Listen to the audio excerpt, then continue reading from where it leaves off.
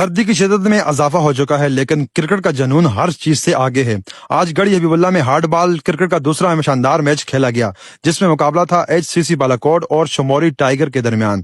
شموری tiger نے toss جیت کر پہلے بالنگ کا فیصلہ کیا۔ ایچ سی سی بالاکوٹ کی طرف سے سیفی بالاکوٹ اور ان کے کیپٹن اوپن کرنے کے لیے آئے اور آج کے دن ان کی بلے بازی واقعی قابل تعریف تھی۔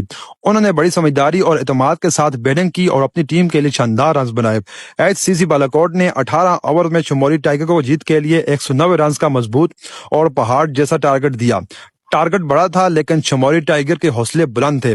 شموری ٹائیگر کی جانب سے عبید پونڈ اور عباس خان اے کے اوپن کرنے کے لیے آئے۔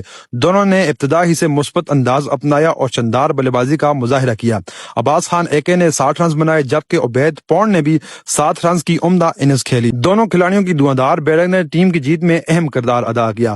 آخرکار شموری ٹائیگر نے یہ میچ کامیابی کے ساتھ جیت لیا۔ یوں شموری ٹائیگر نے دونوں میچ جیت کر اپنے حوصلے مزید مضبوط کر لیے۔ ایچ سی سی بالاکوٹ نے بھی بھرپور فائٹ کی، میچ آخری وقت تک دلچسپ رہا لیکن قسمت آج شموری ٹائیگر کے ساتھ تھی۔ یہ تھا آج کا ایک اور شاندار ہارڈ بال مقابلہ ماچس فیکٹری گراؤنڈ گڑھی حبیب اللہ سے۔